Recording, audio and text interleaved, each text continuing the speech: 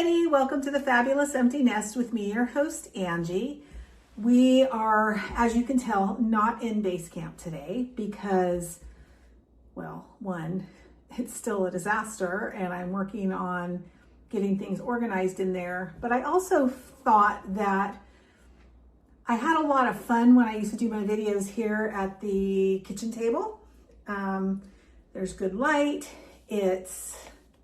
I don't know, there's a table to be able to like see things. So I thought today we're gonna do it this way. We're gonna sit at the kitchen table and have our crochet chat.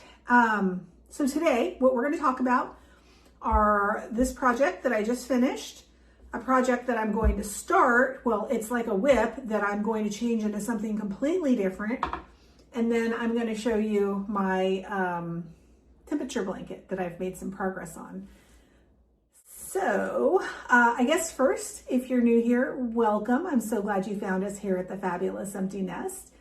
And if you're not new here and you've been coming back week after week, I really appreciate you. I know that you have lots of other channels you can be watching, and if you chose mine as one of your channels to watch today, I really appreciate it. Just a reminder, if you wouldn't mind hitting subscribe, that helps me build my channel. Hitting the like button really helps me build my channel. And when you leave a comment, that is like the icing on the cake. So any of those are much appreciated. I've been doing this since last August and still haven't quite hit 1,000 subscribers yet. My channel's a little unconventional. It's not super organized. I don't have a lot of special tricks up my sleeve. I just come on here and talk about projects that I'm making, things that I love making, yarn, and life stuff. So if that's what you're looking for, you're in the right place. All right, so today it's a beautiful, beautiful sunny day here on the North Coast in California.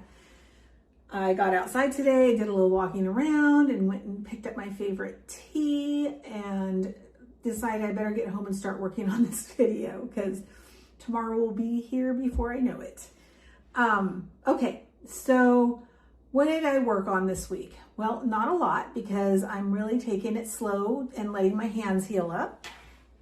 So I picked a project that I felt would be kind of fun with stash busting in mind. And I used a larger hook, which tends to be a little easier on my hands. And it still has, I still need to put the fringe on it. So you're gonna see a lot of unfinished ends because they're just gonna be part of the fringe. I'm just gonna incorporate them into the fringe. So that's what that all is, but there will be a lot more. This is a prayer shawl. I made this for somebody very special. And so when I make my prayer shawls, I literally think about that person. I pray for that person whenever I'm working on this. And so it makes it very special. There's a lot of me in this shawl, but there's a lot of that person in this shawl too. And I don't know if it's really a shawl, more of like a wrap, I guess. And what I did, what stitch did I use? I think I did the moss stitch, which would be half double, single, half double, single. And I used chunky weight yarn, or I used a 4-weight yarn and doubled it, which made it really, really nice. So this is what I came up with. Whoops.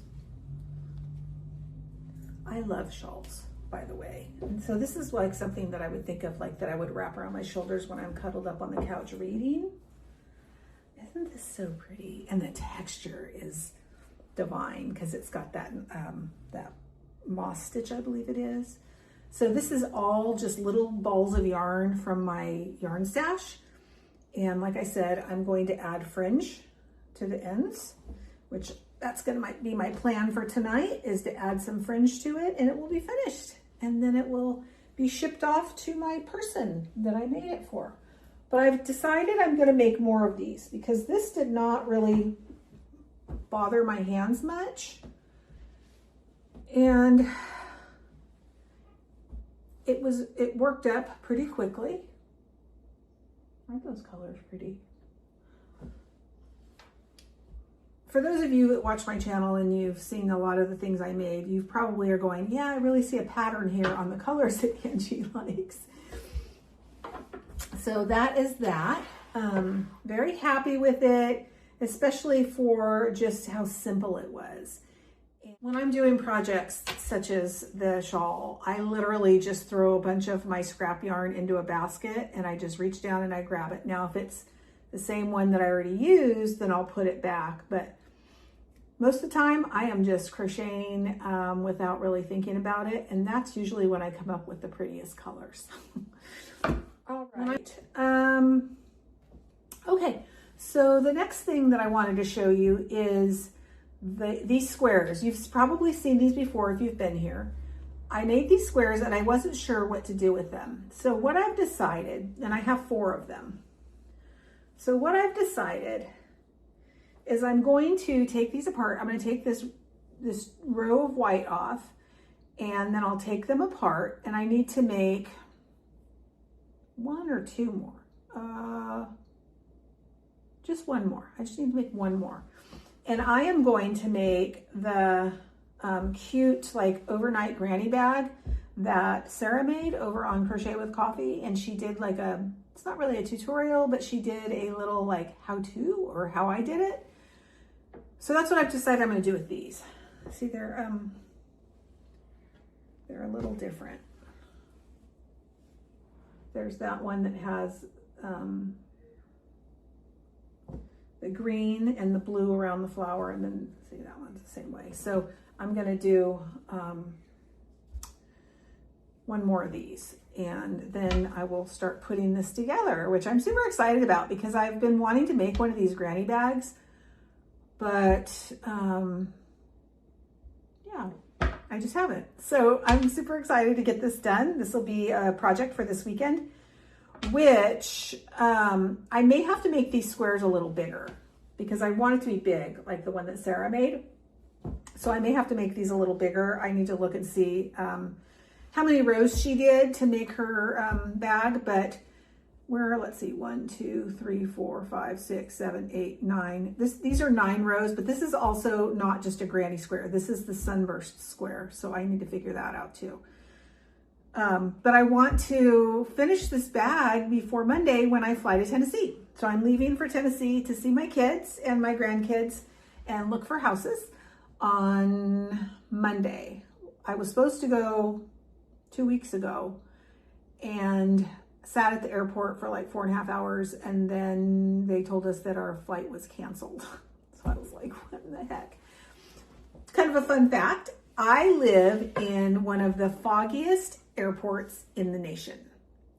If you look on a map and you find McKinleyville, California, our airport literally is on a bluff above the Pacific Ocean. So you can imagine, and this is a very foggy area, you can imagine how that fog just comes right off of the ocean and goes right into our airport. So our airport's always exciting though. The last time I flew out to, what wasn't the last time I flew, but 2 years ago I flew out to go to a training, and like an hour before I got on the airplane, we had a big earthquake and we were under like a massive tsunami warning. So that was scary, but it was cool because when I got in the air, I was able to see the ocean kind of going sideways rather than doing its normal, like in and out. It was like literally going sideways. So that was interesting.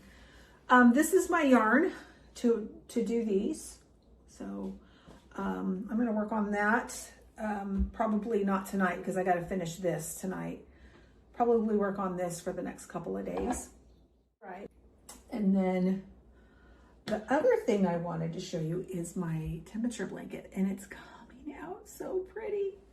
Now, the month of March, there was not a lot of temperature fluctuation, and you're going to see that.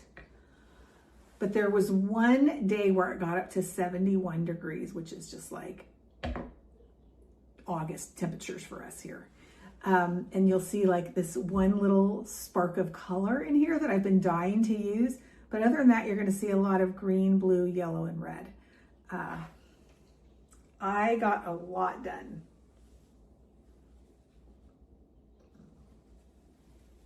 So this is January. This started in January right here at the top. And so this is what I've done so far.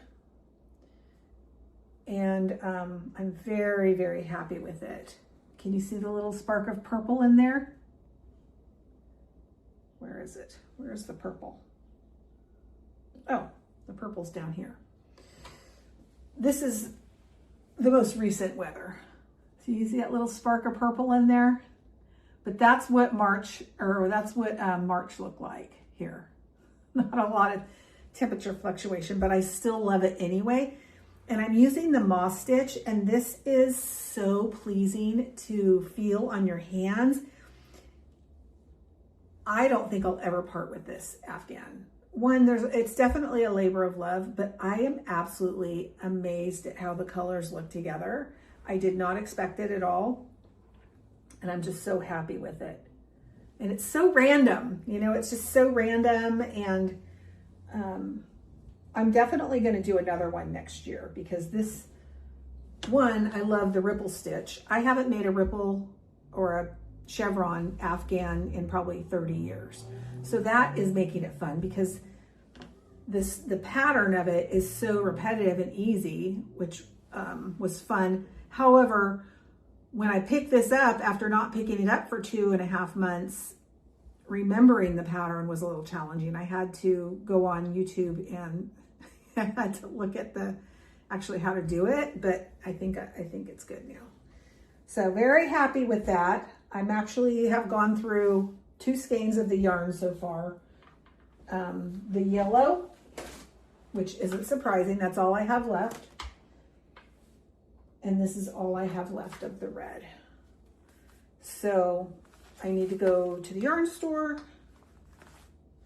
Oh, no wonder. I thought that was a weird texture. Everything else is so soft. It's Red Heart, that's why. It's got a weird texture that I'm not used to because I don't typically use Red Heart yarn unless I'm working with bitty stripes. So that is my temperature blanket, and I'm really, really happy with it, and I feel inspired to work on it now. So the other thing that I wanted to share about is a couple of new sweater designs that I've been thinking about, because I don't know about y'all, but you're probably tired of seeing my hexagon and granny square sweaters, right? I'm not necessarily tired of making them. I don't know that I'll ever get tired of making them, but I feel like I need to expand a little bit. So I think I'm going to start a shrug, and that I want to do one that's loose fitting. I don't want anything that's tight. Like the last one that I made felt too tight. It felt kind of like a straight jacket. So I want to do something that is kind of loose and flowy and relaxed feeling. So I think I'm going to,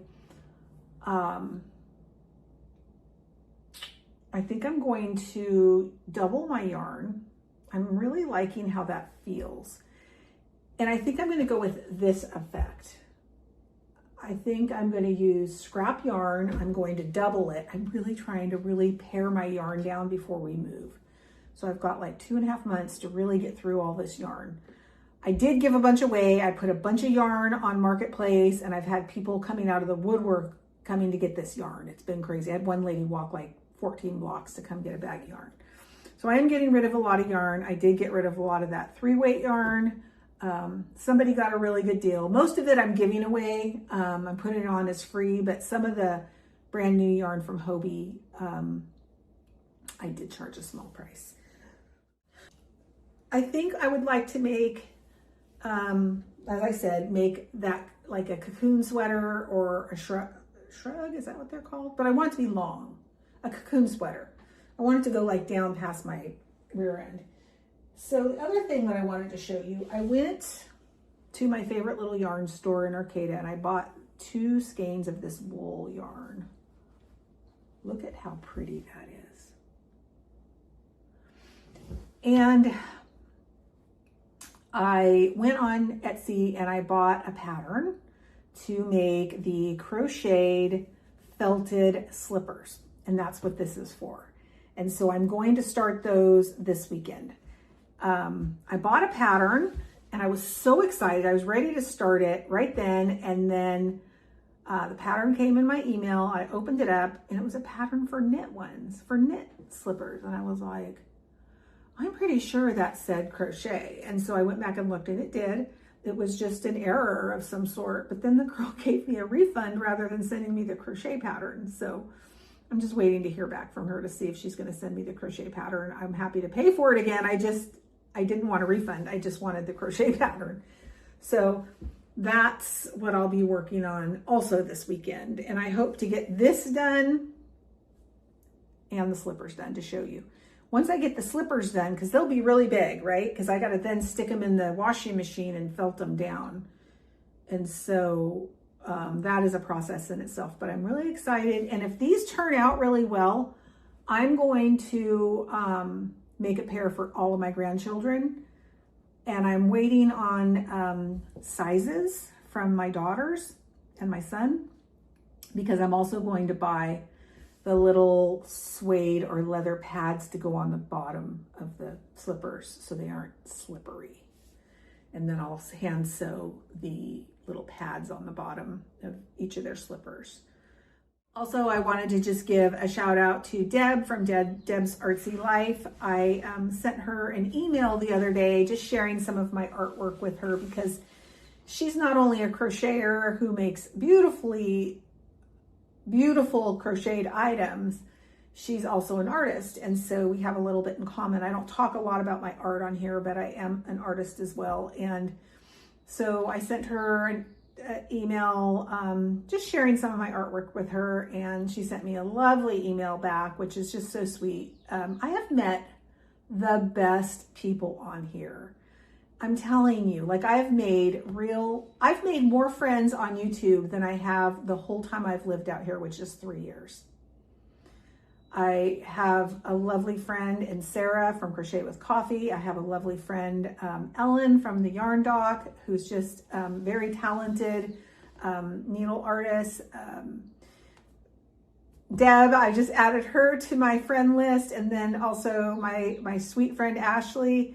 I just am so honored and honored, I think is the right word, to have found such lovely people in this this journey that I'm on here on YouTube. So thank you all for your support and love and kindness. I really appreciate it.